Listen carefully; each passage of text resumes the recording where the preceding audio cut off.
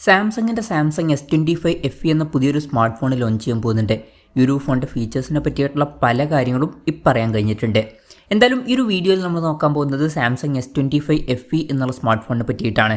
പിന്നെ വീഡിയോ തുടങ്ങുന്നതിന് മുമ്പ് പറയാനുള്ളൊരു കാര്യം എന്താ വെച്ചാൽ, ഇതുപോലെ നിങ്ങളുടെ സ്വന്തം ഫോട്ടോ അല്ലെങ്കിൽ നിങ്ങൾക്ക് ഇഷ്ടപ്പെട്ട ഡിസൈൻ പ്രിൻറ്റ് ചെയ്തിട്ടുള്ള മൊബൈൽ കേസുകൾ അഫോർഡബിൾ ആയിട്ടുള്ള പ്രൈസ് റേഞ്ചിൽ വേണം എന്നുണ്ടെങ്കിൽ ഇവിടെ ഒരു വാട്സപ്പ് നമ്പർ കൊടുക്കുന്നുണ്ട്. താഴെ ഡിസ്ക്രിപ്ഷനിലും കമൻറ്റ് ബോക്സിലും ആ ഒരു വാട്സപ്പ് നമ്പർ കാണാം, നിങ്ങൾക്ക് കോൺടാക്റ്റ് ചെയ്യാവുന്നതാണ്. അപ്പം നമ്മൾ ആദ്യം ഫീച്ചേഴ്സും കാര്യങ്ങളൊക്കെ നോക്കുകയാണെന്നുണ്ടെങ്കിൽ ഡിസ്പ്ലേയുടെ കാര്യത്തിൽ സാംസങ് S25 FEയിൽ 6.7 ഇഞ്ചിൻ്റെ ഫുൾ HD+ ഡിസ്പ്ലേ ആയിരിക്കും വരിക. അമോലെഡ് ഡിസ്പ്ലേയും കാര്യങ്ങളൊക്കെ ഇതിൽ വരും. പഞ്ചോൾ ഡിസൈൻ ആയിരിക്കും ഇതിൽ വരിക. പഞ്ചോൾ വരിക ടോപ്പ് സെൻറ്റർ ഭാഗത്തായിട്ടായിരിക്കും. പിന്നെ 120 ഹെർട്സിൻ്റെ റിഫ്രഷ് റേറ്റും കാര്യങ്ങളൊക്കെ ഇതിൽ സപ്പോർട്ട് ചെയ്യുന്നതായിരിക്കും.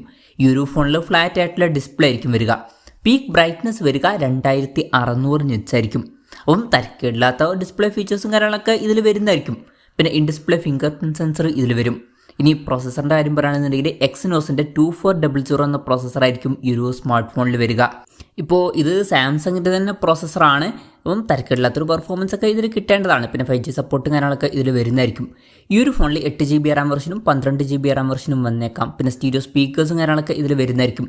3.5mm ഓഡിയോ ജാക്ക് ഈ ഫോണിൽ ഉണ്ടായിക്കൊള്ളണമെന്നില്ല. അതുപോലെ തന്നെ മെമ്മറി കാർഡ് സ്ലോട്ടും ഇതിൽ വരാൻ ചാൻസ് ഇല്ല. പിന്നെ Android 15 ബേസ് ആയിട്ടുള്ള 1 year സോഫ്റ്റ്വെയർ ആയിരിക്കും ഇതിൽ വരിക.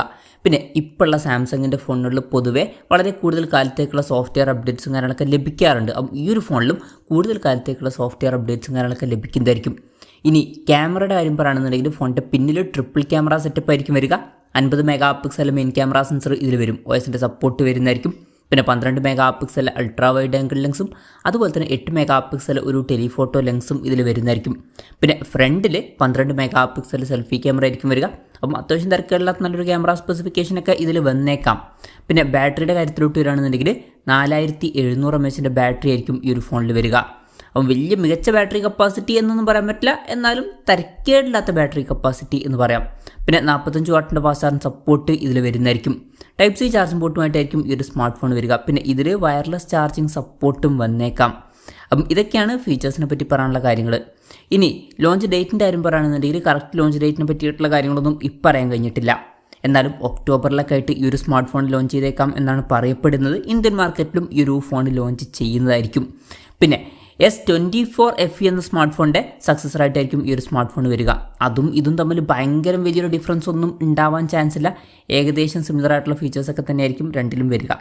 ഇനി വിലയുടെ കാര്യം പറയുകയാണെന്നുണ്ടെങ്കിൽ S24 FE എന്ന സ്മാർട്ട് ഫോൺ 40,000 രൂപ പ്രൈസ് റേഞ്ചിലേക്കായിട്ട് ഇപ്പം അവൈലബിൾ ആണ്. അപ്പം ഈ ഒരു സ്മാർട്ട് ഫോൺ നമുക്ക് ആ ഒരു പ്രൈസ് റേഞ്ചിലേക്കായിട്ട് എക്സ്പെക്ട് ചെയ്യാവുന്നതാണ്. ചിലപ്പോൾ ലോഞ്ച് ചെയ്യുമ്പോൾ ഒരു 45,000 രൂപ പ്രൈസ് റേഞ്ചിലായിട്ടും എത്തിയേക്കാം.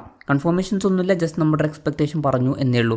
എന്തായാലും സാംസങ്ങിൻ്റെ S25 FE എന്ന പുതിയൊരു സ്മാർട്ട് ഫോൺ ലോഞ്ച് ചെയ്യാൻ പോകുന്നുണ്ട്. ഈ ഒരു ഫോണിനെ പറ്റിയിട്ടുള്ള നിങ്ങളുടെ അഭിപ്രായം ജസ്റ്റ് ഒന്ന് കമൻറ്റ് ചെയ്യുക. അതുപോലെ തന്നെ ഈ ഒരു സ്മാർട്ട് ഫോൺ ഇന്ത്യൻ മാർക്കറ്റിൽ നിങ്ങൾ ഏത് പ്രൈസിങ്ങിലാണ് എക്സ്പെക്ട് ചെയ്യുന്നത് എന്നുള്ള കാര്യം കൂടി ജസ്റ്റ് ഒന്ന് കമൻറ്റ് ചെയ്യുക.